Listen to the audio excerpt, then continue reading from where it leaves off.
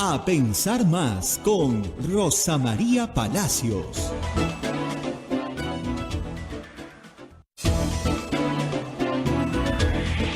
Buenos días, bienvenidos a Pensar Más con Rosa María Palacios desde Radio Santa Rosa para todo el Perú. Hoy día ya estamos conectados con Radio Santo Domingo en Chimbote, Radio San Martín en Arequipa, Radio Cepagua en Ucayali, Radio Quillabamba TV en La Convención, Radio Madre de Dios en Puerto Maldonado. También ya estamos conectados con Radio Huánuco en Huánuco, Radio La Voz de Ayacucho en Ayacucho, Radio Pública en Puno, Radio Moro en Ancash, Radio Cumbre en Huancayo, es la radio del Arzobispado, Radio Milenio en Satipo, Radio Estación Solar en Abancay, Radio Oriente en Yurimagua, Radio Los Ángeles en Cajamarca, Radio San Valentín en Lampa, Radio Activa en Cerro de Pasco, Radio Continental en Guanta, Onda Digital TV, Fuego TV, Full TV y Quillabamba TV también están en transmisión estos canales de televisión. Nuestras plataformas móviles, el Facebook de Radio Santa Rosa, el Facebook de Radio Quillabamba TV, el canal de YouTube de Radio Santa Rosa y nuestra página web www.radiosantarosa.com.pe. Muy bien, hoy día es 17 de mayo del año 2023. Estamos listos ya para escuchar el agradecimiento de Rosa María a nuestros auspiciadores. Rosa María, adelante. Muy buenos días, Abel, muy buenos días a todos nuestros oyentes en el Perú y en el mundo. Estamos transmitiendo desde Lima para todos ustedes. Y antes de comentar todo lo que hay que comentar, pues primero tenemos que cumplir con los auspiciadores. La Maestría en Gerencia Social de la Pontificia Universidad Católica del Perú invita a profesionales de diferentes disciplinas a participar del proceso de admisión. Informes en Facebook, @PUCMGS, o al teléfono 993-028-464. Urbánica. Diseñamos y construimos viviendas que te conectan con la naturaleza y que generan bienestar para tu hogar. Si deseas conocer nuestros proyectos de Punta Hermosa y Miraflores, o si tienes algún inmueble donde quisieras construirlos, podemos asociar también. Escríbenos al WhatsApp 948-242-747 o 998-999-201. ¿Cansado de perder horas en la gestión de tus procesos contables, administrativos y financieros? Simplifica tus procesos y ahorra tiempo y dinero con ERP Contaneo, el sistema 100% peruano, y a tu empresa al siguiente nivel. Visita www.contaperuglobal.com o llama al 914-749-050. Palestra Editores presenta su más reciente publicación, Justicia Climática, Vulnerabilidad y Protección, una contribución importante a la discusión sobre la justicia climática y su relación con los derechos humanos y la distribución de recursos. Sin duda, una lectura fundamental para aquellos interesados en la ética y la política del cambio climático, así como para aquellos que buscan soluciones justas y equitativas para abordar este problema global. Encuentra este título en palestraeditores.com y en las principales librerías del país desde el 15 de mayo. Palestra, 26 años dedicados a la educación. Y usted también nos puede ayudar, por supuesto, como siempre. Les recordamos que lo único que tienen que hacer es capturar el QR que aparece en la pantalla. Lo he probado yo varias veces. Sale así, en el YAPE sale Radio Santa Rosa. Y usted hace su donación chiquita, no tiene que arruinarse por ayudarnos, ¿no? 5 solcitos, no es demasiado. Y eso nos ayuda mucho, sobre todo si lo hace frecuentemente nos ayuda más. Y también tenemos el PayPal para todos los peruanos, sobre todo en el extranjero, donde hay mucha gente que nos acompaña todos los días. Pues es muy sencillo, lo único que tenemos es una tarjeta de crédito, hay que seguir las instrucciones, que son súper seguras, y usted nos ayuda muchísimo, la verdad. La verdad que estamos muy agradecidos con todos los peruanos. Así es, muchísimas gracias a todos los peruanos que nos ayudan en el Perú con las billeteras electrónicas y desde el extranjero a través del YAPE. Muchísimas gracias, muy gentiles por su generosidad. Pero vamos a la información. Ayer se produjo la noticia del día, la noticia de los últimos meses, o de los últimos años, mejor dicho. Ayer la señora Keiko Fujimori reconoció que no hubo fraude en las últimas elecciones. reconoció que la señora Dina Boluarte fue electa legítimamente y constitucionalmente. Miren ustedes todo el tiempo que ha pasado y cuánto daño se ha hecho a nuestro querido Perú, dividiéndonos a los peruanos. Y hasta ahora hay gente que cree que hubo fraude. Pero ayer lo reconoció públicamente la señora Keiko Fujimori a través de sus redes sociales, en este marco del pleito que hay con el señor Manuel López Obrador y el señor Gustavo Petro y la señora Boluarte. La señora Keiko Fujimori salió a respaldar a la señora Boluarte. ¿Qué es lo que escribió en su Twitter? Ponemos el primer tweet, por favor. Dice, ver a la presidenta de México llamar usurpadora a la presidenta Boluarte es algo como mujer peruana, es algo que como mujer peruana rechazo tajantemente. Aquí el único usurpador es usted, señor López Obrador, que se está apropiando de la Alianza del Pacífico y aprobándose ese derecho al y robándole ese derecho al Perú. Primer tuit. Segundo tuit. Por otro lado, el presidente de Colombia sigue inmiscuyéndose en nuestro país hablando de un golpe de Estado. Golpe es el que trató de dar su camarada Pedro Castillo, que como vemos coincide demasiado con el temperamento subversivo de Gustavo Petro. Ese tercer tuit es el más importante, digo yo, porque es donde reconoce que la señora Boluarte está sentada en la silla de Pizarro porque lo ganó legítimamente. Escuche usted, si tengo que decir, si tengo que decidir entre apoyar a López Obrador y a Petro o a Dina Boluarte, respaldo decididamente a quien ha llegado a la presidencia de forma legal y constitucional. Ese es el rol que nos toca a todos los peruanos.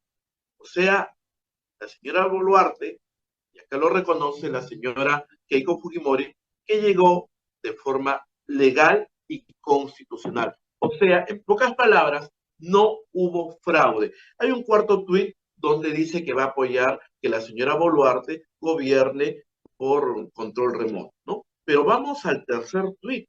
Ese tercer tuit que creo yo que es el fundamental, porque les decía hace un momento cuánto daño hizo al país decir que hubo fraude, hacer y organizar marchas al mismo estilo que Donald Trump en Estados Unidos. Esto fue una copia mal hecha y qué ridículo que hicieron algunas personas yendo hasta las puertas de la OEA que no se las abrieron. El daño ya está hecho, la división del país ya está hecha y hay algunos que creen todavía que hubo fraude. Y la propia señora Keiko Fujimori ayer ha dicho que no, porque reconoció que la señora Boluarte, que iba en la plancha de Pedro Castillo, llegó de forma legal y constitucional. Lamentablemente, ha habido muchas mentiras, ¿no? Y hasta ahora algunos congresistas siguen porque recuerden que ustedes que hay un proyecto de ley pendiente, ¿para qué? Para castigar a la cabeza de la OMPE, a la cabeza del Jurado Nacional de Elecciones, llevándolos a un juicio. Todavía existe esa. Pero bueno, algún paso se ha dado entonces, ¿no? Y hoy día vamos a estar atentos porque en el Congreso de la República se va a elegir al nuevo defensor del pueblo hoy día a las 3 de la tarde. Atentos todos. Los finalistas son Jorge Luis Rioja, propuesto por Acción Popular y por Perú y por el Bloque Magisterial, y el señor José Gutiérrez, propuesto por Perú Libre.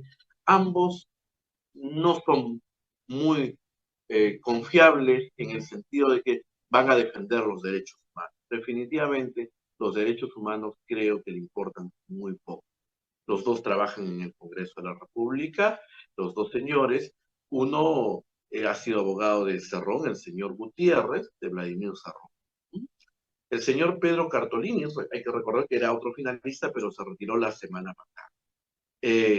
Y no podemos dejar de mencionar la tragedia que ha ocurrido en este megapuerto de Chancay. La empresa Coshco Shipping Port Chancay, Perú, Sociedad Anónima, tiene que responder. tiene que responder por esta tragedia, porque es una tragedia que con tanto esfuerzo construyas tu casa por con un mal estudio de suelos, tu casa se venga abajo. Y eso ha ocurrido con 4 familias donde la casa les ha quedado destruida. Esta empresa tiene que ser responsable y el gobierno tiene que defender a los... Muy bien, y mañana se va a ver la ley Mordaza en el Congreso de la República. Parece que en el Congreso están muy apurados por sacar leyes que de verdad no benefician nada. La ley Mordaza mañana se va a ver en el Congreso de la República, por eso vamos a escuchar el análisis que hace Augusto Álvarez Rodríguez con Rosa María Palacios. Augusto es presidente de IPIS y él va a hacer un análisis de lo que significaría tener una ley de este tipo. Adelante, por favor, con la entrevista a Augusto Álvarez.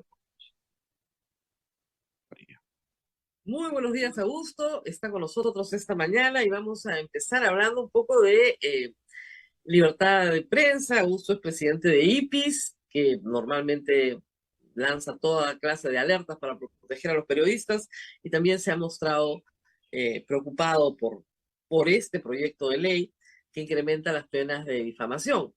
Pero quería abrir con una frase de César Hildebrand que la verdad que es muy graciosa, pero que grafica bien el problema. El Congreso es una cueva de miserables, dice Hildebrand. ¿Estoy difamando? A ver, pues, vamos a juicio. Y Augusto lo ha puesto en su columna también diciendo, con estos señores yo ya tengo un problema personal. A ver, expliquemos un poquito todo este tema de regular la difamación nuevamente. Augusto. Titular, ¿cómo está Rosa María? ¿Qué tal, Abel? El título de esa columna más bien es con la canción de Juan Manuel Serrat, que habla de los mafiosos en la política, ¿no? Y lo que siento es que los congresistas que se han dedicado a robar con entusiasmo, con un esfuerzo sostenido, creen que van a parar todas las denuncias que aparecen cada domingo en los programas de televisión, que son los verdaderos culpables de este asunto, la verdad, debo decir. Porque claro, los denuncian por mochasueldos, robacillas, todo, entonces lo que creen es, ¿cómo paramos eso? En vez de decir, ¿y por qué no dejamos de robar? Lo que dicen es, Claro. les metemos penas para asustarlos y para que ya no nos vayan a... Y creen que elevando las penas y poniendo en riesgo que metan preso a una persona por un caso de difamación, van a parar las denuncias, lo cual están bien equivocados. Pero el problema no solo es el Congreso. Si uno revisa, en el gobierno y el Ejecutivo también hay mucha gente muy intolerante y que no entiende el fundamento de la prensa. Y la cerecita de todo esto es, ayer veía al presidente del Poder Judicial y decía, no, pero los periodistas honestos no tienen de qué preocuparse.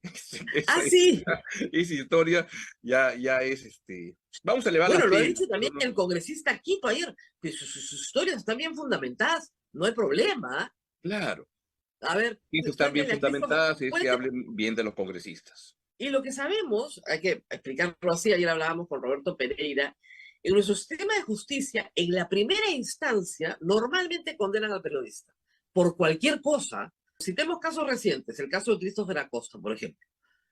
Un libro que está basado en el relato de testigos. Acuña no le denuncia a sus testigos, que son sus parientes en muchos casos, denuncia al periodista. ¿No? Y así vamos a estar por años. Así. Bueno, pero es lo que pasa, es la intolerancia y es creer que mediante un juicio puedes amenazar, porque además los periodistas y hoy día los medios pues no están tan preparados para estar manejando juicios, pero los juicios se vuelven con mucha frecuencia en una manera de amenazar a los periodistas. El caso extremo de esto fue Orellana, que se dedicó, Claro. de Orellana y Benedicto Jiménez, a meterle juicio a cuanta persona diera alguna denuncia, etcétera. Yo acumulé un juicio, una demanda por $1 millón de Benedicto Jiménez y otra de Orellana por $1 millón. Pero nos dimos cuenta en el camino en IPIS que éramos un montón de gente que estábamos en eso.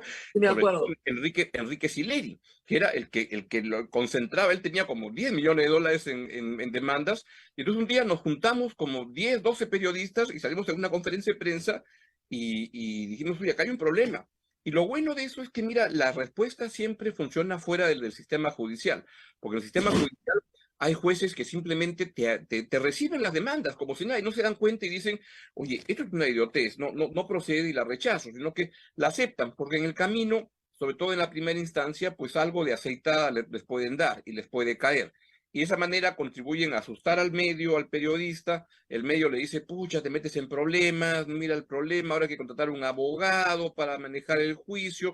Entonces, no estamos preparados mucho los periodistas para defendernos en el ámbito judicial, sino en el ámbito periodístico. Ahora, mencionabas el caso de Christopher Acosta.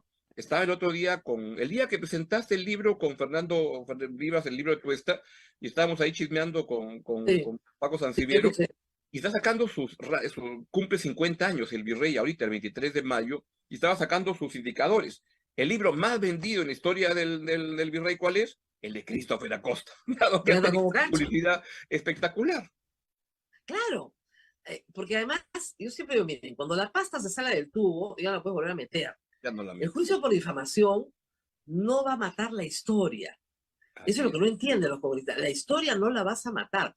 Puedes matar al periodista, pero no vas a matar la historia. La historia va a seguir su camino. Y mientras más amedrentamiento le des, es como creer que la historia del sodalicio va a desaparecer persiguiendo a Pedro Salinas de Pablo Vaz. Claro. Es ridículo. Es una historia que excede ya a los periodistas, que tiene cientos de víctimas. Así es. Denuncias internacionales. O sea, es un caso que está más allá de los tribunales peruanos hoy, que no quieren atenderlo. Entonces, no vas a matar la historia. Sí, puedes matar al periodista. Y de hecho, felizmente hace tiempo que no matan periodistas en el Perú, pero en el mundo los Hay matan por muchas contar muertes. historias. El periodismo es Todo hoy el día tiempo. una actividad muy riesgosa. Y una expresión de eso es que a los periodistas, yo ya tengo mi seguro de vida de hace tiempo, pero no es No, tan yo sé fácil un seguro. seguro de vida. A mí me pasó hace un tiempo en que para renovar un seguro de vida me dijeron, no, sabe cosa, pero seguros de fuera, periodistas no No atendemos. aseguramos. Sí, pero yo no soy un corresponsal de guerra, soy un humilde columnista que estoy acá. No, el rubro periodista ha entrado en mucho riesgo en América Latina. Para no hablar Claro. de muchas partes del mundo, hoy día la libertad de expresión está siendo chancada en muchos lugares. A nivel internacional, Rusia es un ejemplo de cómo, por ejemplo, al corresponsal del Wall Street Journal lo han metido preso como espía. Y el señor Claro. Putin lo hace para negociar luego cosas, pero usan la libertad de expresión de esa manera, ¿no? Como manera de tener. Y también es interesante el tema de la libertad de expresión. Yo leía con mucho interés de cómo las tropas soviéticas rusas, cuando entraban en Ucrania, lo primero que preguntaban era quién era el influencer del pueblo, porque tenían que detenerlo a ese, para cortar que no hayan los tuiteros que vayan a malograr las historias, ¿no? Bueno, y también al revés. O sea, yo siempre digo a la gente, miren, la prensa no tiene corona y cuando difama y cuando hace daño Obviamente. intencionalmente, porque hay prensa que hace Y daño, a veces tiene lo que hacen, responder por claro que eso. sí, Y tenemos el caso de Fox en Estados Unidos. O así sea, es. hacer una campaña de fraudismo, porque eso fue lo que hicieron, hacer una campaña de fraudismo les costó 728 millones de dólares. 87. 87. Ahora, todos queríamos ver 787. el juicio. Pena, nos hubiera Claro. encantado ver el juicio, ¿no? No, hubiera Todos sido los estupendo que lleven a Murdoch. Eso hubiera sido claro, mejor que Succession en HBO. Eso hubiera sido realmente un pero ya éxito. tiene 96 años, ¿no? Pero el punto ahí era ver los correos electrónicos que tenían, o sea, de periodistas diciendo sí. Yo estoy seguro que las elecciones están bien, pero bueno, sigamos en esta línea. Ya era un asco, ¿no? Entonces, Y es que no había cómo ganar ese juicio, porque estaban los mismos conductores y lograron tener los documentos internos donde los conductores decían, oye, pero esto que está diciendo Trump es un idiotez, ¿cómo vamos a sustentarlo? No, sustenta nomás, mete, me lleva, dale, sube. todo esto en correo electrónico, una Claro, cosa de locos. y el fraudismo en el Perú, vamos, que tiene alguna Bueno, historia en ahí varias tienes elecciones. claro, Claro. pero tú tienes a Willax como canal de televisión haciendo una apología del fraude durante meses, pero con el propietario del canal organizando marchas con su presencia. A nadie se le ha pasado por la cabeza Lo decir, importante es señores, cómo, sigue, por favor. no, o sea, lo que pasa es que acá no tenemos una compañía contratada como en Estados Unidos para organizar procesos electorales, tenemos la OMPE. Claro, ahí era una empresa privada la que se encargaba de manejar la elección y a Claro, esa empresa es a la que la Fox la había dedicado atacaba. a destruirla. Y viene otro juicio, ¿ah? Viene otro juicio que es con un monto mayor. Pero lo importante es cómo separas lo que es la opinión legítima, tu opinión Claro. que puede ser sustentada o alocada, decir, no sé, no me gusta ese candidato porque mira la cara de idiota que tiene, en fin, es tu opinión. Esa es su Ya. opinión. Delito de opinión. Pero No hay otra delito cosa de es opinión. la información pura y dura, donde lo que no puedes es llevar los hechos fuera de lo que pueda sustentar. Claro. O sea, para poner un ejemplo que siempre uso y que te Claro, incluye. El señor Merino se paró en el hemiciclo de la República, luego de que fue defenestrado, y dijo que tú y yo nos habíamos vacunado clandestinamente con Vizcarra. ¿Te acuerdas? claro, claro. Claro. Bueno, eso es mentira. Bueno, Nos difamó. le Entonces, debo haber vacunado de influenza o algo, alguna cosa, no, no, nunca lo el vacunó de COVID nada, se lo no había inventó. cómo. O sea, hubo una intención dolosa de Obviamente. desacreditar al otro. ¿Ok? Eso es lo que tienes que probar en la difamación. Y si un medio de comunicación, caso Fox, tiene la intención dolosa de desacreditar a otro, entonces, en efecto, ahí sí tienes un delito de difamación. Ese es un ejemplo Claro clásico. que sí. Yo y tú nunca nos vacunamos clandestinamente, no tenemos nada que ver con esa historia, ¿no? Lo mejor fue cuando un troll dijo que tus padres se habían vacunado, que era mejor todavía, y tus padres estaban en el cementerio, pero en fin. Pero en este caso fue Merino. Él se ¿Verdad? Sí, para, creo que expresidente del Perú, mi mamá se se había para ante vacunado. claro, ¿te acuerdas? Ante el Congreso peruano, dijo que tú y yo nos habíamos vacunado clandestinamente. Mm. Mira, o sea, como yo decía, si no hubiéramos metido un juicio, mira, lo ganábamos, pero en un tribunal justo, porque mintió descaradamente. Dijo una mentira gigantesca. Entonces, eso es muy diferente de decir, por ejemplo, yo creo, y es mi opinión, que el gobierno de Merino fue ilegítimo. Eso es una opinión. Y fue ilegítimo porque procedió de una conspiración para derrocar a un presidente. A mí no me pueden meter presa por decir eso. Pero Claro. si yo digo, ¿no es cierto? Yo creo que Merino se robó tantos millones de dólares y no tengo ninguna prueba. ¿Cómo lo voy a decir si eso sí es difamación? Entonces, la diferencia es bien clara. Yo la enseño en clase, es bien clara. Clarísimo. Tú tienes la intención dolosa de desacreditar a alguien imputándole una conducta que no tiene. Tienes que imputar una conducta que no tiene. Salvo que en efecto la persona haya sido condenada por robo. Entonces tú dices, sí, el señor es ladrón. Señor, acá está la resolución Claro. judicial que lo condena. ¿No? El condenado es condenado. El procesado, por eso tenemos que usar las palabras correctamente. Yo siempre insisto, el procesado es procesado, el condenado es condenado, ¿no es cierto? Pero digamos, las cosas están bastante claras, ¿no? La intención es, ahora, hay que decir que el proyecto elevaba la pena a 5 años, ¿verdad? Esa era la gracia. Bueno, pero ahora con 4 también te pueden meter preso. Te pueden meter preso con 3. O sea, a ver, Sí, claro. el juez tiene la potestad de exonerar del cumplimiento de la pena cuando es menos de 4. Los jueces en el Perú regularmente, porque tienen las prisiones repletas de gente, no te mandan a la cárcel. Regularmente. Excepción, caso Magali Medina, ¿no? Que fue una arbitrariedad absoluta, porque le dieron 5 años perdón, 5 meses de condena efectiva. Eso no existe en nuestro código. Bueno, la juez dijo, es mi potestad. Muy bien.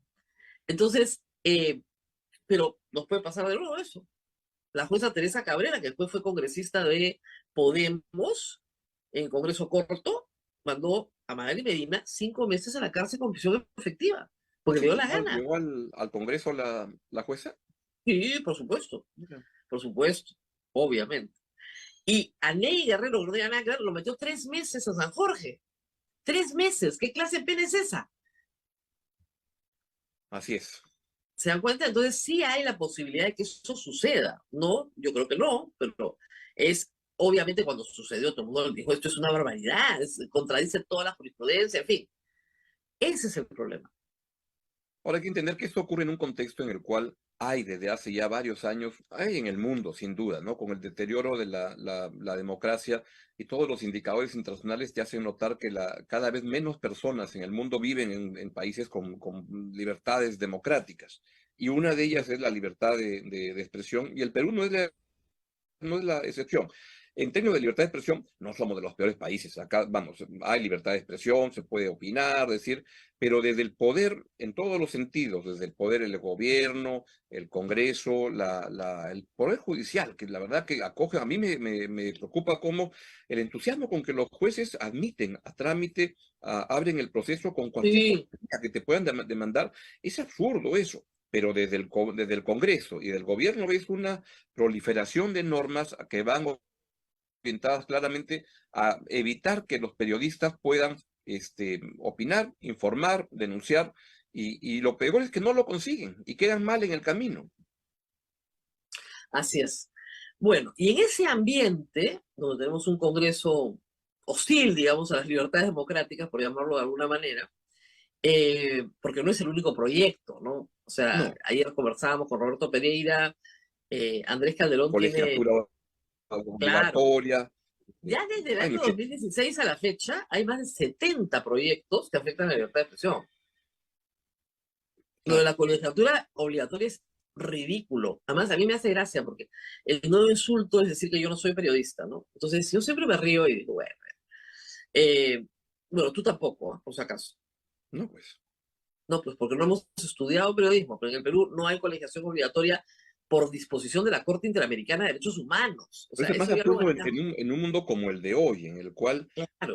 ¿qué es ser periodista? Las personas con su teléfono son periodistas muy activos que están reporteando y te hacen las denuncias más potentes que hay, las han hecho ciudadanos. La de esta persona que grabó cuando estaban unos policías matando a una persona de raza negra en Estados Unidos, fue un ciudadano.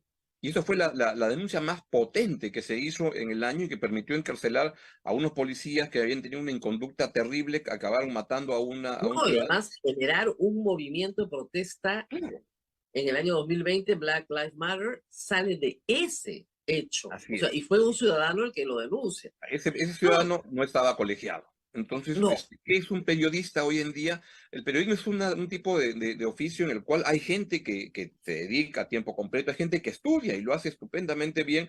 Tú le enseñas a futuros periodistas y está muy bien que sea así, pero es una actividad en la cual tiene que ver con las libertades básicas, que es la de expresar tu opinión, manifestar lo que sientes, lo que piensas, y eso no puede estar limitado a una gente que está, que haya estudiado periodismo, y peor aún, que esté matriculada en un colegio de periodistas que creo que en este caso, con ese tipo de obligación, buscan defender una prebenda no, gremial de una gente y que juegan en además contra de la las institución. últimas condecoraciones del Colegio de Periodistas han sido, por decirlo menos, sorprendentes. Años. Porque, a ver, cuando un periodista manipula la información descaradamente, merece efectivamente el repudio de todos y del sistema de justicia, obviamente. Hay que llevarlo al sistema de justicia. Ya, no, no se le premia, ¿no? La verdad. Pero bueno, entre, como dicen, entre gitanos no nos vamos a leer las cartas. Y esto solamente para terminar esta parte que lo vas a cerrar, pero yo estoy muy de acuerdo en que el periodismo también comete muchos errores y la Bueno, honra tiene un valor y debe ser resarcida en el sistema judicial. A mí me parece que eso es bien importante. Hay una discusión si esto debe ser con cárcel o con otras penas, lo claro. que sea, pero la honra tiene un precio y hoy en día tú ves que hay un descaro de mucha gente de todos lados que disparan de una manera salvaje contra la gente sin tener en cuenta la verdad.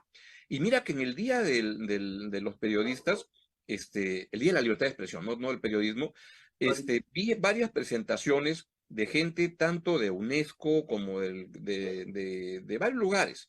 Y lo que hablaban era de algo que no me había percatado muy bien, y era de los ataques que proliferan contra periodistas mujeres Ah, no, no mira, por sus ideas, sino por ser mujer. Y que en tu caso, que te atacan tanto, yo pensaba que era principalmente por tus ideas, que tiene que ver, pero que hay un elemento de ataque a la mujer por ser mujer de manera muy salvaje en todas partes del mundo. Mira, en la nube de palabras de Monitor, que trabaja, la has visto en la presentación seguro de UNESCO, presentaron la nube de palabras de ataque contra mí, otras periodistas mujeres, pero la más grande de todas, la que tenía más grande, era contra mí.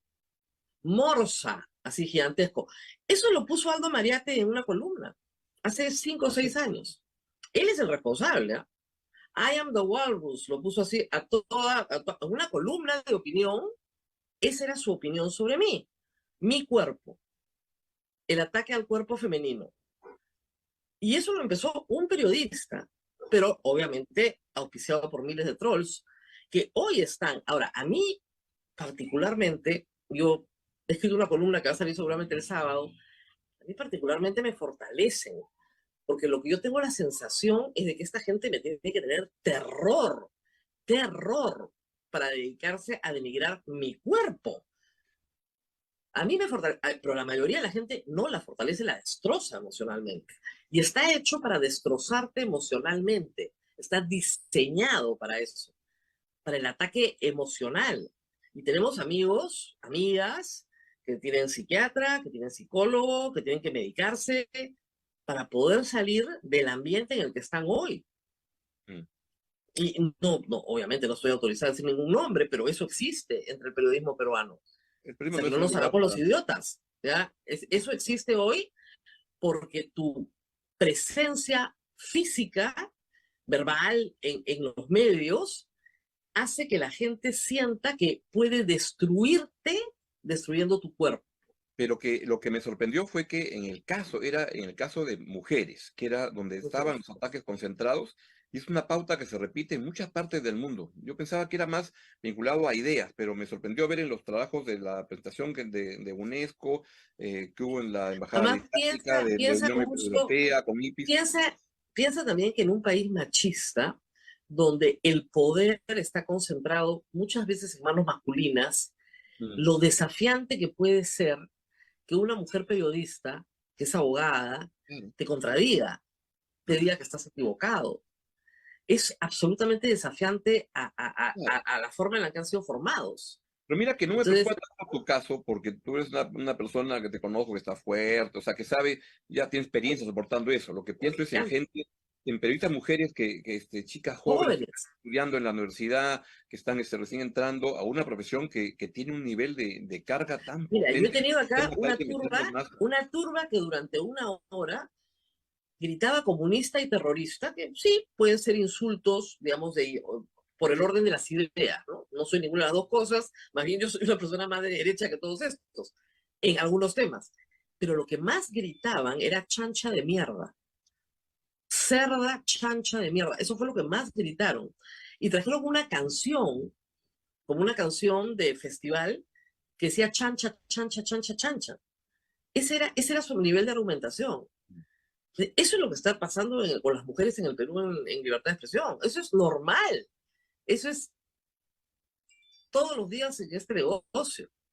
Sí, pero me sorprendió ver que era una tendencia no solo del Perú, que era una tendencia mundial. No, mundial, mundial. Ah, no, es De que en muchos lados hay una Latinoamérica, carga contra la mujer periodista en particular de ese tipo de ataques.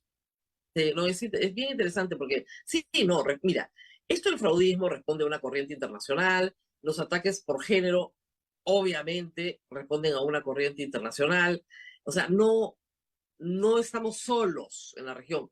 Y como tú dices, o sea, si nos comparamos con México, no sé, con Colombia, no estamos tan mal en libertad de expresión porque todavía no nos matan, ¿no? Pero sí veo una escalada en la violencia. Por ejemplo, lo que pasó el viernes en el IDL, ya no es me paro afuera y grito, sino es contrato un camión de basura, descargo la basura, la meto dentro del establecimiento porque no hay policía y no hay fiscal y no me van a hacer nada. Absolutamente. Porque estas personas, que no son más de 50, que vienen de zonas muy lejanas a donde estaban, tienen financiamiento para hacerlo. Y lo que es increíble es que saben que no les va a pasar nada. Nada. Porque tienen protección policial y fiscal. No hay otra explicación. Porque eso no es una protesta pacífica. Eso es una protesta violenta. Y esa es la que no está permitida. Sin duda. ¿No? Bueno, te tengo que robar unos minutos porque obviamente vamos a hablar de la situación política y Dina Boluarte, que parecía estarse asentando, como dicen en la silla, cometió un error estratégico, creo que grave, en esta entrevista que se publicó el domingo en El Comercio, que ha obligado a un recule y a una reunión larga ayer con los jefes de las Fuerzas Armadas. Mm. ¿Qué pasó? Creo que lo que ha pasado es una expresión de un gobierno. Si uno mira los últimos 5 meses, este gobierno es un gobierno que empieza de una turbulencia muy grande, pero en el camino ha ido asentándose. Y entonces hoy día la perspectiva es que lo más probable es que la presidencia de la señora Boluarte se quede, creo, hasta el año 2026, pero con un equilibrio muy, muy frágil y muy precario, porque tiene que ver, primero, con que tiene un rechazo muy alto la presidencia de la señora Boluarte. Está vinculado a solamente 15%. El Congreso, según la encuesta que tomes, va entre 6 y 10% de aprobación. Entonces hay un desprestigio del sistema político elevadísimo y es un sistema político que tiene muy bajas las defensas para enfrentar las vicisitudes que tiene cualquier gobierno y cualquier sistema en el camino. Y eso es lo que está ocurriendo. Y una de las expresiones de la precariedad política es esto, que la señora Boluarte tiene que caminar con un cuidado enorme en el cual lanza esta declaración el día domingo en El Comercio y que no es una declaración que se le escapó, digamos que está No. articulada, está desarrollada, explicada. Sospecho que hasta tenía una ficha en la mano de lo que Sí, quería. no, bueno, eso es lo que dice el señor Ricardo León, el Ah, periodista del Comercio. sí, Dice que mira, estaba, claro, sí, que le acercaban claro. papeles con los nombres de los Bueno, decretos legislativos, ahora, casi toda de nada. la entrevista eso es sobre, claro, creo que el 80% de la entrevista es sobre el tema de la responsabilidad en las muertes. Entonces la señora Boluarte ahí está pero caminando entre cáscaras de plátano porque lo que quiere dar es un discurso para ver cómo se salva ella de la responsabilidad Claro, política y penal en el futuro.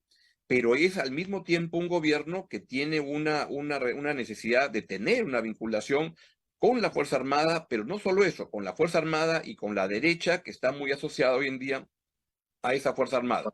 Entonces, es muy gracioso, no sé si gracioso es, curioso. curioso, sale la señora Boluarte entonces desde la izquierda y los diarios de izquierda salen y le dicen, esto ha sido una puñalada al pueblo peruano, Dina traidora y todo. Y desde la derecha sale gente como, no, de la derecha salen y dicen, como nuestro amigo Enrique Gersi, que dice, esto es una puñalada a la Fuerza Armada. No, Entonces, estoy seguro a que le la han pobre puesto Dina la están dudas. apuñalando de izquierda y derecha, entonces la señora tiene que caminar con un cuidadito para no ofender ni a la derecha ni a la izquierda y en Pero un cuando contexto en el ofendes, a cual ver, tiene que pero cuando terminas sobrevivir. ofendiendo a todos, Claro, tu permanencia en el poder se vuelve más precaria. O sea, lo que la así Fuerza es, Armada le ha dicho ayer es, tu destino y el nuestro va atadito, ¿ya? así Entonces es. tú tienes que procurar que a nosotros no nos metan presos y nosotros procuraremos que a ti no te metan presa. Y Pero en además el no solo eso, momento, claro, porque en el como bien momento en tú que tú digas que sabrás, nosotros somos los presos, te vas con claro, nosotros. y como tú sabrás que le deben haber dicho que van a haber, no, la protesta ya bajó mucho, pero van a haber incidentes por aquí y por allá. Entonces, si la siguiente vez, pues nos vamos a poner ¿no? en el Pentagonito a mirar desde el último piso, cómo ocurren las cosas. Y entonces ahí la señora Boluarte tiene que manejarse con cuidado enorme. Y tiene en este caso que atender a un sector de centro derecha, que en el Congreso tiene una fuerza política importante, del cual depende no solo por la Fuerza Armada, depende por los votos. Hay una votación que me pareció extremadamente importante, que fue cuando entró la moción de vacancia de la señora Boluarte. Ahí fue muy Así es. claro que la izquierda, 37 votos votaron a favor de la moción de vacancia, y la derecha, centro derecha, votó sólidamente en contra, que fueron 64 votos.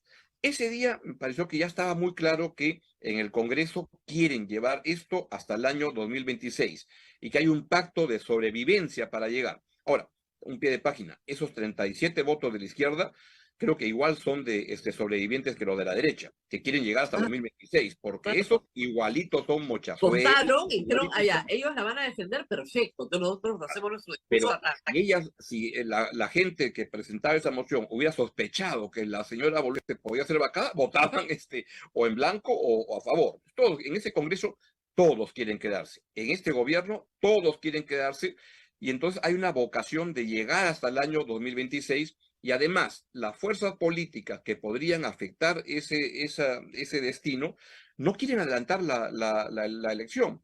Nadie está listo para una elección ahorita, porque lo que requieren es más tiempo.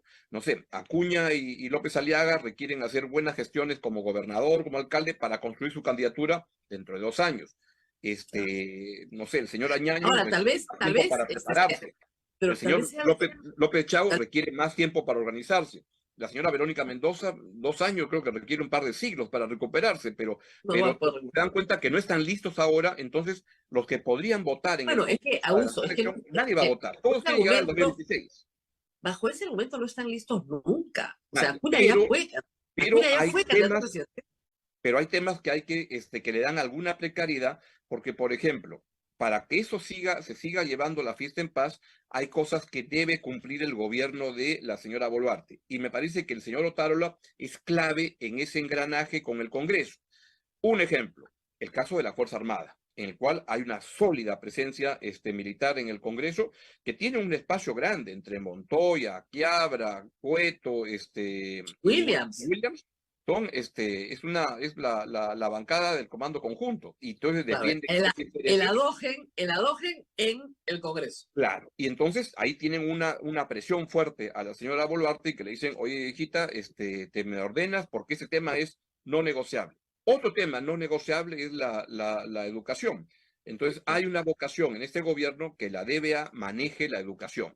Pusieron al señor Becerra, y entonces se dieron cuenta que el señor Becerra era como una especie de Frankenstein que hablaba cada cosa tan No, extraña, además, en que al ya no final pueden dijeron, decir, saquen a este DBA y pongan a una señora DBA, que es la viceministra, que no sea tan rochosa como más Becerra. discreta.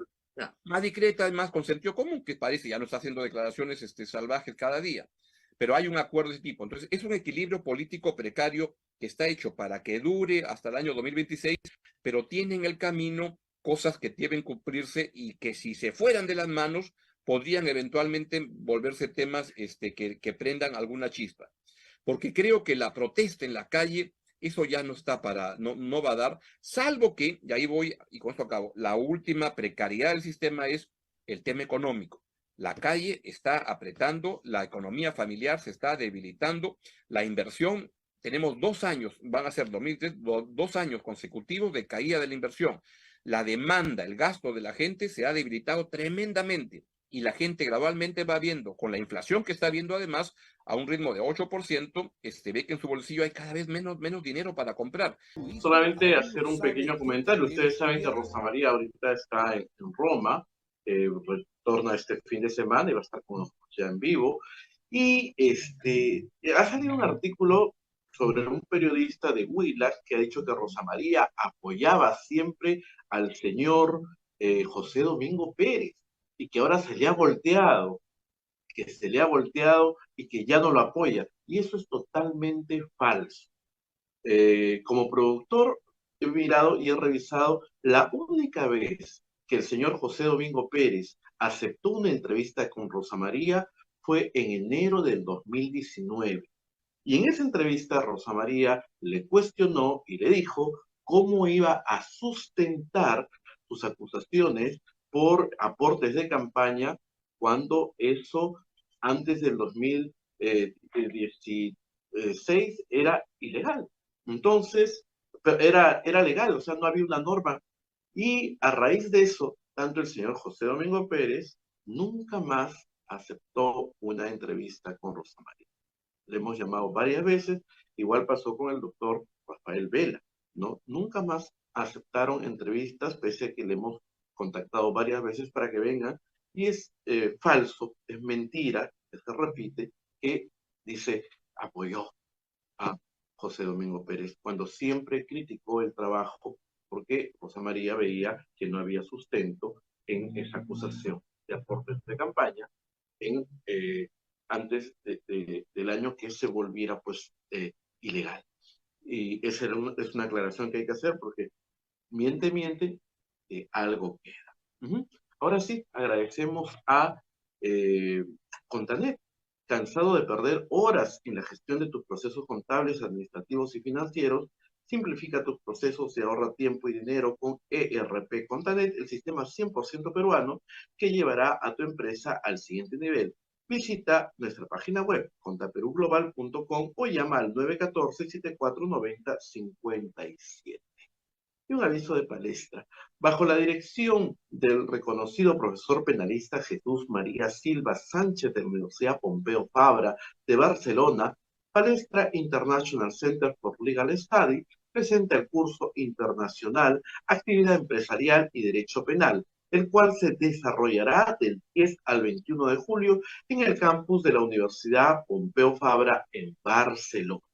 Para mayor información, comunicarse al teléfono 994-820148 o ingrese usted a nuestra página institutopalestra.com. Continuamos con la entrevista con Augusto Álvarez Rodríguez. Adelante. Y bueno, estábamos hablando de un tema que efectivamente no está en las portadas normalmente, pero que sí es un tema bien complicado. Venía siendo muy complicado desde el gobierno de Castillo. Todo el mundo advirtió que ciertas decisiones del gobierno de Castillo iban a terminar afectando como ha afectado, pero ahora estamos recogiendo eso que es el remanente. Y esa va a ser la excusa del gobierno. Estamos heredando malas decisiones de política económica del gobierno de Castillo, por ejemplo, asustar a la inversión, y eso va a demorar un tiempo en retomarse. ¿Cómo se responde a eso?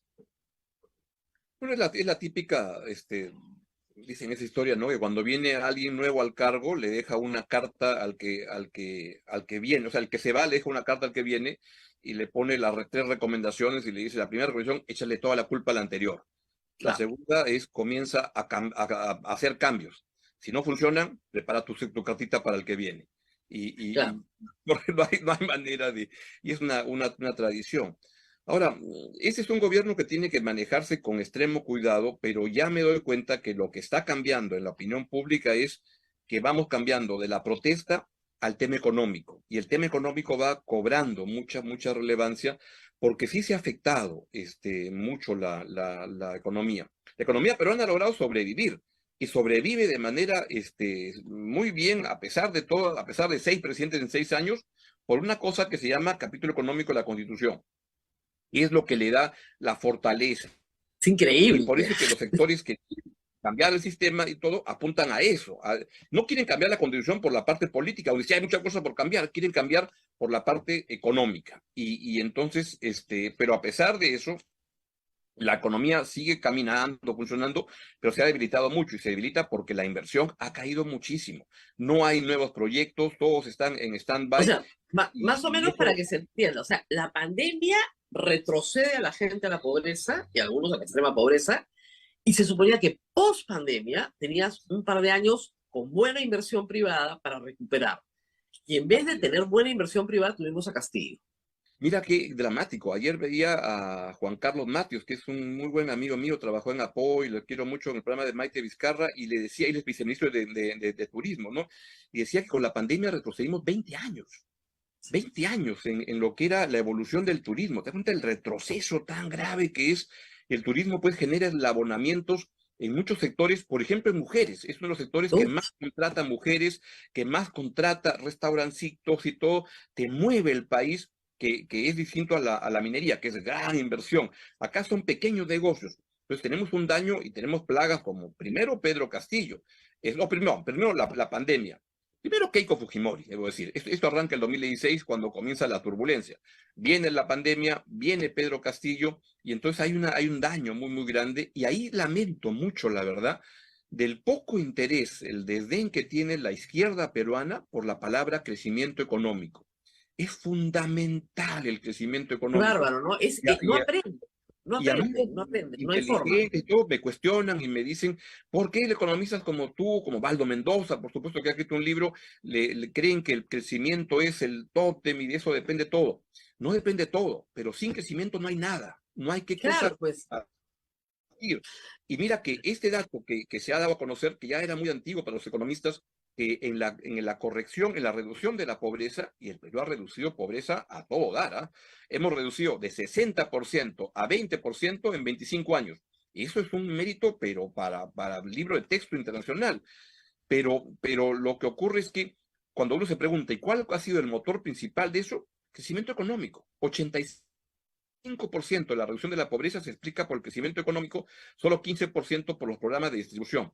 Mira, te cuento que en eso, una vez conversando en alguna entrevista que nos quedamos conversando con Alan García en su segundo gobierno, y entonces yo le pregunté, ¿y los programas sociales y todo eso? Sí, me dijo, son importantes, pero ¿sabes qué cosa? No hay tiempo para eso, porque eso depende de tener un Estado bien armado que no tenemos. Y entonces yo lo que me doy cuenta y por lo que he visto y lo que he aprendido de los errores de mi primer gobierno, en materia económica sobre todo, es que hay que crecer. Y decía que el crecimiento es como una locomotora y trata que la mayor parte de la gente se trepe a los trenes, a los vagones, como sea. Pero no hay mucho tiempo ni capacidad en un estado precario como el que tenemos para poder armar buenos programas. Que No, hay que hacerlo, son o sea, importantes. la teoría Lo es, fundamental es crecimiento económico. Y tenía claro, toda la tú razón. crece, y eso va a jalar a la gran mayoría de tu población. Y para Así la es. minoría que se te queda atrás, para esa desarrollas el A programa los más vulnerables. a los más Así. vulnerables. Concéntrate en los que no van a poder subirse al tren, Y eso es ¿no? lo que Entonces, debería promoverse y echarse a andar. Y esto no es un tema ideológico, no es de derechas ni de izquierdas, es buen sentido gobierno, común, así es sencillo. Y sentido ahora veo, común. por ejemplo, que lo que está ocurriendo en Chile es un caso típico de una gente que ha llegado como Boric con mucho entusiasmo, que se creen activistas, pero no se visten de estadistas. Y la razón por la cual han perdido la elección el domingo, que es bien importante, es porque su gobierno es muy malo, es muy precario, y pues siguen funcionando como si estuvieran en la Plaza Oye, Italia, pero te Santiago digo una gritando cosa, y todo, y todo no hay precario y poder. malo, pero tú ves el gabinete de Boric, o sea, el primer gabinete que nombra, todos Era tenían espectacular, doctorado, así es. maestría en universidades de fuera. O sea, wow, qué tal nivel académico, comparado con el nuestro, digamos, de Pedro Castillo, que era un desastre, Pero en pero general igual había son un capaces de problema de hacer un mal experiencia. gobierno. La ¿Ya? Cancillería chilena, por ejemplo, que es algo que yo siempre sigo con mucho interés, estaba manejado por un grupo de entusiastas. Hay una señora Urrejola que fue la que metía los temas para que Boric se meta contra Dina Boluarte Claro, y todo eso, y se dieron cuenta que esto era un desastre y han puesto ahora a un señor que se llama Alberto Van Claveren, que debe recordar, que era el que manejó lo de la Corte de la Haya por Chile, y ese se claro, entiende con los Alan Wagner, con los José, o sea, cada uno defiende intereses de su país, pero hay una lección y hay una confianza que sabes que claro, esto se puede hacer, que hay no un se clima puede profesional, hacer. bien, un clima profesional de En, manejo. en ese punto debo lamentar, la verdad, en la entrevista de la presidenta Boluarte, que tiene una colita en la cual se mete contra AMLO y contra Petro, que está muy bien que se meta, contra Boric no tenía por qué meterse. La relación del Perú con Chile es tan importante, ya ha pasado por tantos baches, a pesar de lo cual sigue ahí invicta, que es algo que es un grave error. Pero la señora Boluarte, no le pidas más de lo que puede hacer, ¿no? Si Eso no, no es una estadista. Y además, comete muchos errores. porque finalmente el problema en la frontera, hay que decirlo, lo resolvió Chile. Así El es. avión aterrizó en Arica, el Lo avión creó salió, Chile y lo resolvió Chile. lo generó Chile y lo resolvió Chile. ¿Ya? Dicen, además, muchos, que esta onda de mano dura contra la migración le ha terminado pasando factura en esta elección. Ah, mira.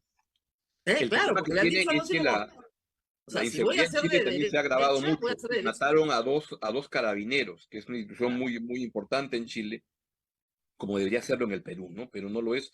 Pero eso ocasionó que esta posición dura del gobierno de Boric Claro, pero si con quiero, o sea, migrantes, si quiero, pero el público te dice, pues si yo quiero un duro, me voy con los republicanos, pues, ¿no? bueno, que era en el Perú un deporte lamentable y algo que si no hay que cansar, a pesar que no sea popular, los migrantes requieren todo el soporte, el cariño, el aprecio.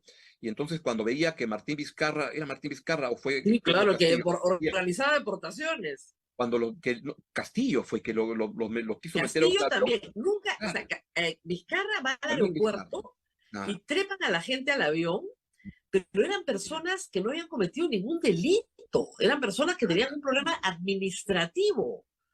así es. Nunca más fue, porque fue un Y no se ponen papelón. en los Y además, zapatos tú de veías la gente. a familias con niños, una Claro, crueldad, una cosa sí. horrorosa, ya expulsando gente.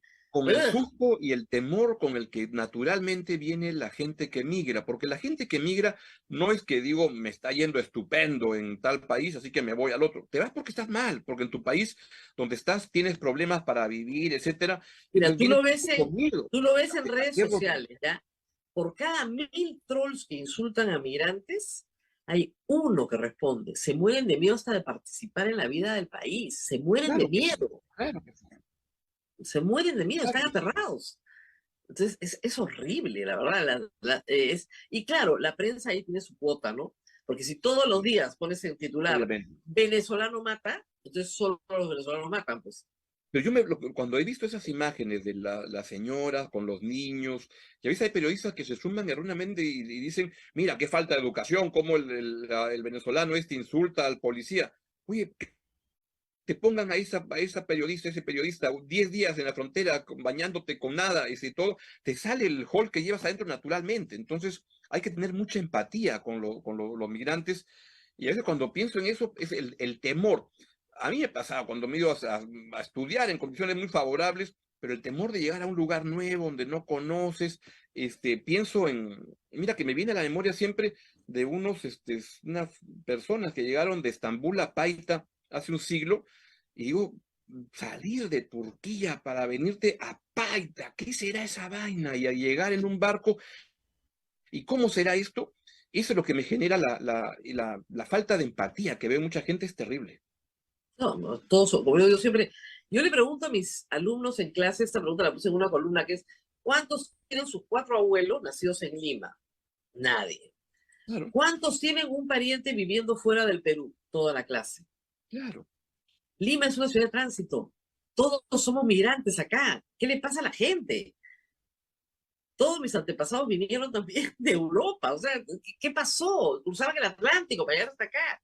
¿Dónde nos perdimos? Pero en fin, espero que la gente, la mayoría de la gente recupere, ¿no es cierto? Esto, lo que nosotros acá en la iglesia tenemos, hay todo un apostolado de la migración, pedido por el Papa. Además, es Claro. una cosa, y a mí me parece increíble, gente que dice que es pro vida, pro familia, gritando contra la migración. Y ¿No? lo peor ¿En de qué todo es parte? cuando la autoridad que tiene el poder usa a los migrantes para beneficio político personal. Caen las encuestas Sí, y dice, a ver, vamos a hacer una redada de venezolanos, de extranjeros. Me parece que eso es infame, infame. Esa gente no va a llegar ni al purgatorio. sí, qué barro, bien infame, de verdad. ¿Ves que? Y todos son delincuentes. Yo siempre le digo a la gente, Así, así, o sea, es exactamente el mismo discurso que tenían los nazis en Alemania. Hay que claro buscar que un culpable, ¿no? Ah, los culpables son los judíos. Los judíos tienen mucho, no aportan, no trabajan, nos quitan, ¿no? Y eso termina donde termina, ¿no es cierto? Entonces, sí. no puedes permitir un discurso estigmatizante todo el tiempo contra determinadas Así es. categorías de personas porque no te gustan. O sea, es una cosa de locos. Pero en fin, ahí el periodismo también tiene una responsabilidad. Y yo creo que en Sin general duda. ha sido responsable, pero muchas veces no lo es. Lamentablemente muchas veces no lo es. Así es. Entonces, con Dina, por un tiempo. Ese sería el resultado de la conversación. No, yo diría que lo más probable, si uno asigna porcentajes, que lo más probable es que Dina termine el proceso, pero el Yo creo proceso, que no.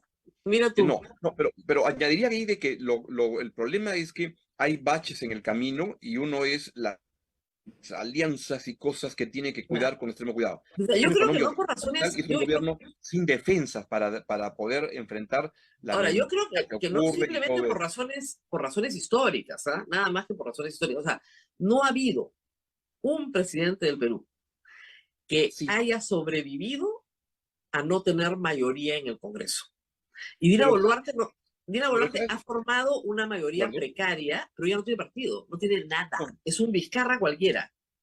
Y además abona en esa dirección que lo más previsible, la política peruana es lo imprevisible. ¿Quién Así se iba a es. imaginar que el 7 de diciembre el señor Pedro Castillo iba a tener la generosidad tan grande de decir, me voy a hacer Me un golpe, voy. el golpe más idiota de la historia de la humanidad y me voy? Eso era imprevisible. Lo imprevisible es lo más previsible en la política peruana y eso hace difícil diseñar escenarios futuros. Pero mira que lo más imprevisible que podría ocurrir es que Dina Boluarte termine su mandato. Vino a hablar Claro. la vicepresidenta de Pedro Castillo, que no es, digamos, la primer ministra de Nueva Zelanda, esta señora tan No, no. inteligente, no es una Margaret Thatcher, era la vicepresidenta de Pedro Castillo, que en un año y medio nunca dijo, oye, pero ¿qué pasa con el ladrón de Silva? Oye, lo que el nepotismo acá, Nada, ¿qué es lo que está pasando? Oye, nada. Samaría no puede ser. Oye, oye, nunca dijo nada, nunca dijo absolutamente No, y nada. tiene Pero problemas esa y ella señora también podría tiene. ser la que termine el mandato de Pedro Castillo. Lo que pasa además hay que decir que todo el tema de las muertes ha tapado muchas otras cosas que son cuestionables en el mandato de Dina Castillo como ministra. Ojo, tiene problemas de financiamiento de campaña, bien serios. ¿Ya? Tiene problemas, ahora dice que nunca dijo que no conocía a Chimaukuro, eso es increíble, ¿ya? Pero bueno, sí lo dijo. Tiene problemas en financiamiento de campaña. Tiene problemas de nombramientos, igualito que todo el gobierno Castillo, Pues por la era, influencia de un hermano. estaba en el corazón del gobierno de Pedro Castillo. Claro, o sea, O tiene el sea, mismo problema de era una nombramientos. más del equipo de Pedro Castillo. Además calladita. Y además, hay que decir algo, para Vladimir Cerrón, ella era la cuota femenina. El primer vicepresidente era Cerrón. No lo dejaron inscribirse. Oye, ¿y de Cerrón sabes algo? Hay que poner algún aviso de servicio público. No Se ha sé. perdido. Yo Quien, ya, quien pueda yo, dar razón del señor Vladimir yo Cerrón, leía mucho sus tweets, pero sí, hace tiempo, no, ahora que lo tiempo mencionas, que no lo leo. ya, Creo que está tratando de hacer una asamblea constituyente, algo así. no sé, cuando la gente así tan activa, deja de estar activa en las redes, yo me preocupo, no le pasará algo, ¿no? Pero sí, era alguien muy presente en la política y ya desapareció totalmente. Mira, lo que va a ser bien interesante en las próximas elecciones que tengamos, yo sé que se hizo esta encuesta fantástica con la misma situación del 2018, quién ganaría y ganaban igualito Castillo y Keiko, ¿ya? Pero Castillo no va a estar en la próxima elección, estarán otros. Lo que sí va a ser bien interesante es ver cómo desaparecen los partidos políticos responsables de lo que nos ha pasado. Y yo creo que varios van a desaparecer. Y uno de ellos es Perú. Esa encuesta era del 2020, o sea, es hacer una votación ahora, Claro, teniendo en cuenta los candidatos del 2021. Y claro, lo que salía era muy parecido. A mí me criticaron los autores de la encuesta, porque me dijeron que es una encuesta privada, no era para ser difundida.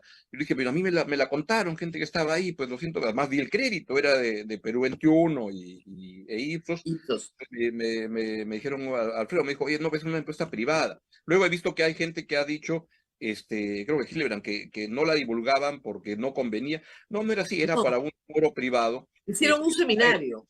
Pero era que si la elección ahorita fuera ahorita con los mismos candidatos del 2021, Claro, ganaba eso es lo que Pedro no se explicó. y pasaban a La segunda vuelta, que ahora, claro, los candidatos van a ser diferentes, pero ahora leía la columna de Mirko Lauer, que la recomiendo mucho, y dice algo, arranca su columna con esto. De toda la cepa de izquierda en este momento, la más notoria es la que sigue interesada en Pedro Castillo, pero no lo dice. O sea, los castillistas solapas siguen siendo un montón, porque aspiran a que es la encarnación de no sé qué, Dios mío, pero yo no he Pero visto. si al hombre, digamos, lo han denunciado por ladrón.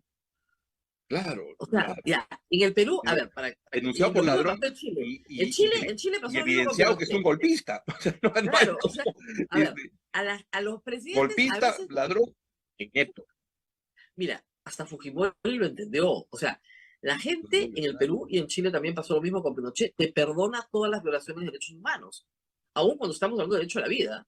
Lo Claro, que no te perdona es que la robes. claro. Y por eso es que Fujimori se allanó en todos sus juicios por corrupción, porque no quería el juicio. Mm. No quería que se viera el espectáculo del juicio.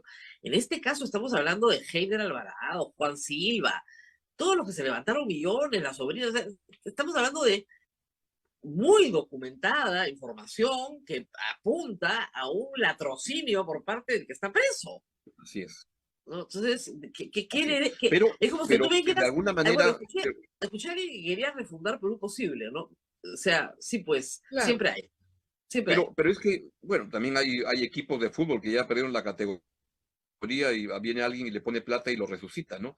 Claro. Pero puede pasar cualquier cosa, porque ¿sabes qué es lo que pasa? Y es la otra cosa que me preocupa, o que no me preocupa, me genera curiosidad, Sorprende. es la manera como se pueden ver hoy en el Perú las mismas cosas de manera diferente.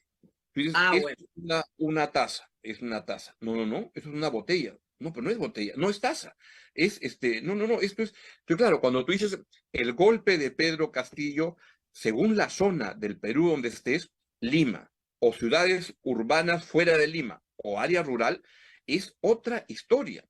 Entonces, ¿cómo construyes un país sobre la base de visiones tan diferentes? Bueno, mira, es como el tema Lo del que tú golpe dices lo que tú estás opinando acá en tu programa, lo van a entender muy diferente en Tumbes, Claro. Apurímac, o en Lima, o en San Isidro, en San Juan del Lurigancho, y no hay una visión que uno pueda construir, y creo que ese es un gran desafío, porque hay que comenzar a tender puentes para ver cómo reconstruimos un país que tuvo en algún momento, hasta hace no mucho, una ilusión de un futuro estimulante. Mira, Eso se ha ido perdiendo. el tema de la disolución del Congreso para un sector político fue inaceptable. Aun cuando era constitucional y esto de la disolución fáctica, se agarraron de eso para decir que el presidente no podía, y sí podía disolver el Congreso. Pero luego vino el derrocamiento de Vizcarra, que es inconstitucional. Tú no puedes derrocar a un presidente porque tienes los votos. O sea, eso es inconstitucional. Claro. Y lo saben perfectamente. Pero ¿cuál es la lectura de Merino? Que él no cometió un acto de sedición. Y sí cometieron un acto de sedición. Claro que sí. ¿Ya? Ahora, las lecturas son diferentes según la persona, y no es un tema reciente. Recuerdo que en el año 92 se hizo, trabajaba en apoyo, y entonces se hizo la encuesta, Ah, y claro. había como 89% María. Sí. que decía que estaba de acuerdo con el golpe. Pero un sector importantísimo de la gente decía que no había habido un golpe, que seguíamos en Claro. democracia. Y entonces, Alfredo, recuerdo que trabajaba, creo que en ese tiempo no se llamaba eso, se llamaba Apoyo, Opinión y Mercado, hicieron más encuestas y vieron que a la gente, ¿qué es democracia? Y dijeron, democracia son dos cosas. Uno, que el presidente haya sido elegido, lo cual Fujimori. Y luego que haya libertad de expresión, lo cual, más allá de ese día, había. Entonces, y el Congreso, el Congreso es un florero que lo pones en la mesa, si quieres lo sacas, lo pones, no es parte de la democracia. Pero hay un entendimiento diferente de las cosas que es un problema de cómo ordenarnos para salir adelante, porque el Perú requiere tender puentes de todas maneras para poder reconstruir con las diferencias, con eso, pero necesitamos un acuerdo básico para salir, porque el Perú no debe quedarse en esto, en esta jalea que a veces asfixia, que en este Así es. jaloneo y todo asfixia mucho. Necesitamos tener acuerdos básicos de algunas cosas elementales para poder recuperar una senda futura, ¿no? Muy bien, Augusto, Nos ya vamos. Abel marcó la hora y nos tenemos que ir. Así que muchísimas gracias por haber estado esta mañana con nosotros. Muy bien, entrevista interesante con Augusto Álvarez Rodríguez, presidente de IPIS. Recuerden, mañana se va a ver el tema de la ley Mordaza. Vamos a una pequeña pausa y retornamos con una entrevista muy interesante que también Rosa María hizo a Tamara Tarisiuk. Volvemos. Estás escuchando A Pensar Más con Rosa María Palacios.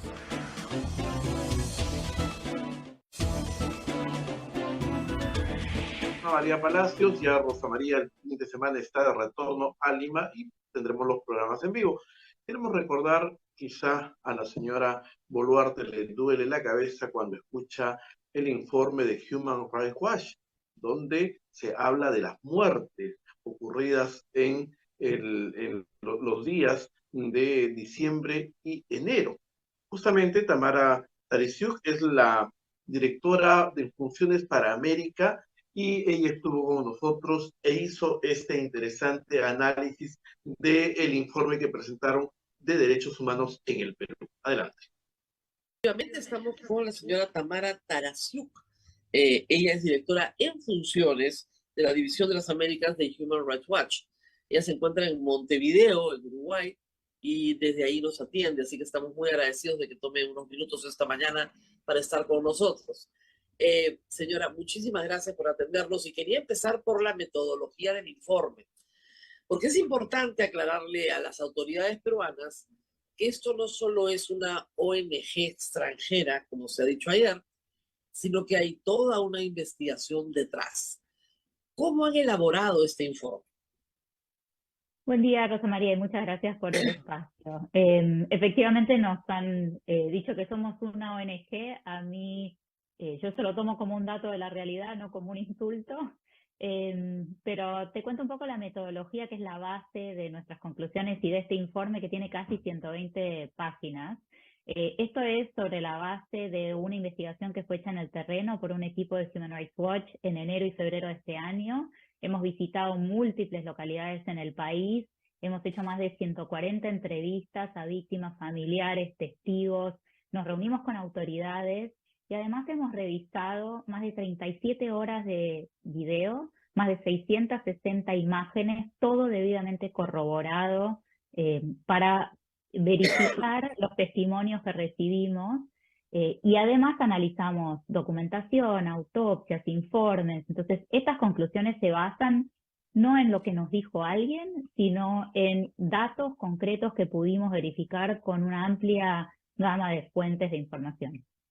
Y además que son, por lo que yo he leído completo, consistentes con las investigaciones que se han hecho por el periodismo de investigación peruano.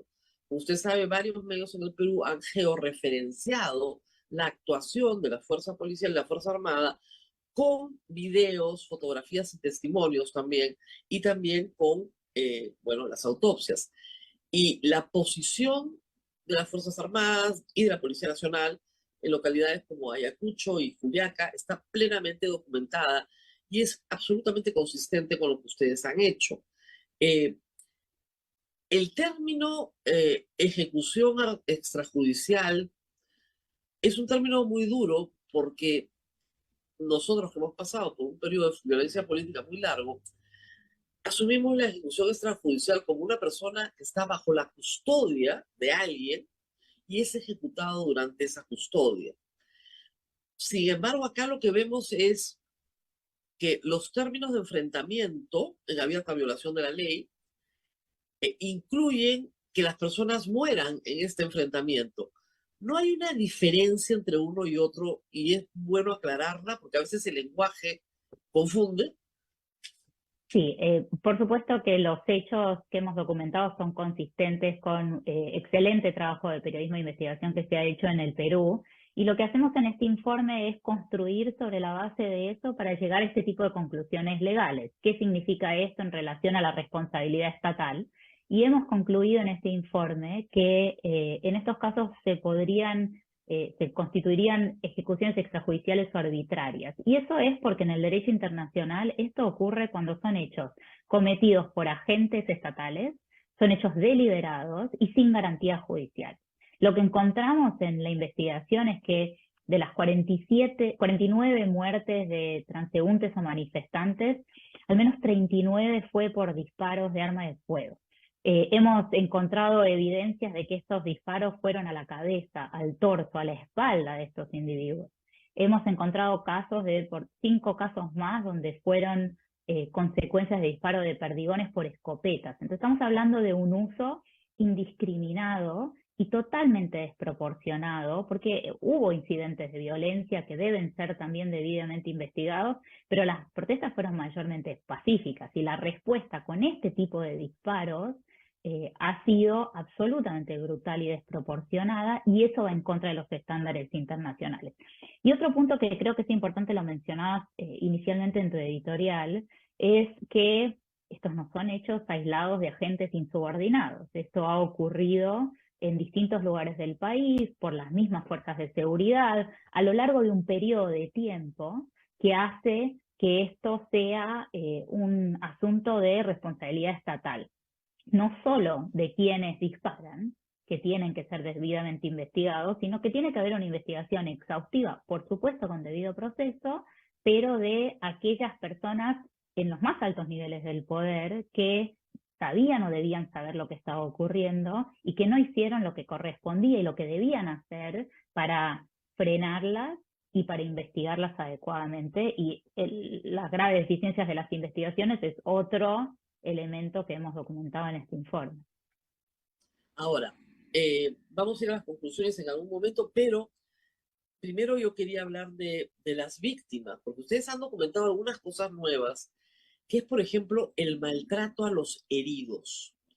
Nosotros en el Perú nos hemos concentrado mucho en los moribundos o en los ya fallecidos y en sus familiares, porque claro, la vida va siempre primero, pero la salud sigue detrás. Y el maltrato a los familiares abren con el testimonio de una mujer que rescata a su esposo en un hospital y ella va relatando lo que las fuerzas de seguridad le van diciendo. Primero, que se muera en el hospital y segundo, que no lo van a llevar a Lima, que se joda. Esto ha sido también consistente, esto es un relato en Ayacucho, pero han encontrado el mismo relato en distintos lugares, es que el Estado peruano se negó a atender a los heridos o a darle alguna calidad a esa atención.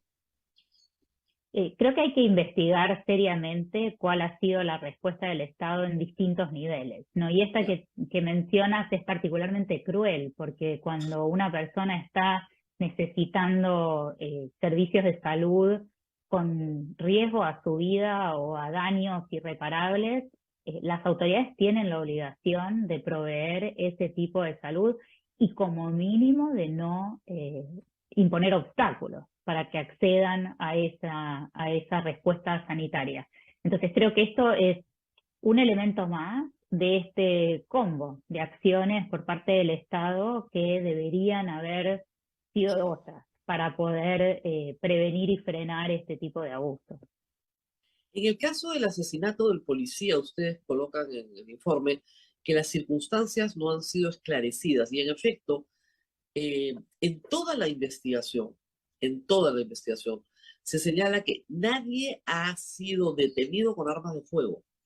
Y eso es bien importante. No hay detenidos por armas de fuego y la policía no tiene ningún herido por arma de fuego. Es decir, las manifestantes tienen piedras, tienen palos, tienen fuegos artificiales, pero no tienen armas de fuego. Hay una, digamos, desproporción absoluta entre quien tiene un arma de fuego y quien tiene una piedra. Pero en esto, al final queda la duda de cómo murió este policía, porque hay que decirlo, ha sido utilizado sistemáticamente para estigmatizar a los que protestan. Ven, ellos asesinan policías y por lo tanto merecen morir.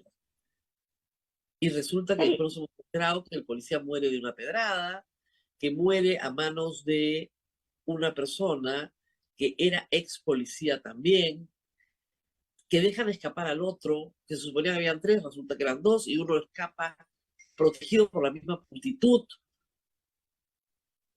¿Qué han podido averiguar de este incidente que en el Perú ha sido, reitero, muy utilizado para estigmatizar la protesta? Sí, yo creo que es importante lo que dices de que las autoridades no han presentado información clara sobre manifestantes con armas de fuego. De hecho, nosotros en la revisión exhaustiva de estas 37 horas de video no hay ninguna imagen donde pudiésemos corroborar eso, que había gente con armas de fuego, pero creo que todo el relato que has hecho recién lo que deja en evidencia es que hay que investigar seriamente todo. O sea, no hay duda que hubo bloqueos, que esto generó problemas de acceso a servicios sanitarios. Hay que investigar la violencia porque si se cometieron delitos tienen que ser investigados, pero con debido proceso, dentro de los parámetros del Estado de Derecho, para poder determinar quién fue responsable, ¿no? No hay manera de cerrar este episodio hay sin 11 justicia personas, por todos los hechos. hay 11 personas que han fallecido en distintas circunstancias, tratando de ir al hospital, porque los agarró un bloqueo. También tenemos 7 ciudadanos haitianos muertos de inanición, porque mueren, claro, de enfermedades respiratorias, pero en realidad es un caso gravísimo de inanición, de hambre, que es terrible. Eso pasa en la frontera con Puno.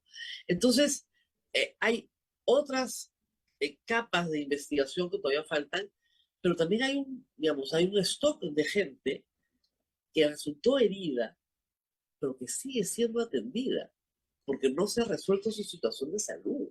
Y eso es algo que destaca también el informe y que nosotros ya lo tenemos muy en el radar, ¿no? Sí, Y de hecho hay ese es 1.300 personas heridas, ¿verdad? O sea, es un número considerable, muy incluyendo considerable, es una policías. batalla. Sí, Claro, es una batalla, tienen 1.300 personas heridas, no en claro. 6 semanas de protestas, ¿no?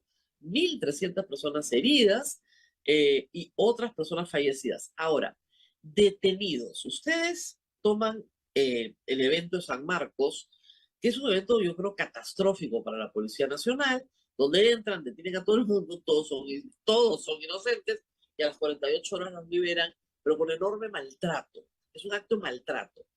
Eh, ¿Cuántos detenidos en razón de las protestas han podido encontrar? Es que no tenemos un número, yo no tengo un número preciso aquí del total de detenidos en el marco de las protestas, pero además parte del problema tiene que ver con que las autoridades no han podido dar un número certero de cuánta gente han detenido por verificación de identidad. O sea, el abuso de esa cláusula lleva a que, según nos dijeron las autoridades, miles de personas fueron detenidas en este contexto, en hechos que no tenían necesariamente que ver con la comisión de un delito y pueden ser retenciones totalmente arbitrarias. Entonces es muy difícil tener un número preciso de cuánta gente fue detenida. Y el caso de San Marcos es un ejemplo de eso, ¿no? De gente que fue llevada.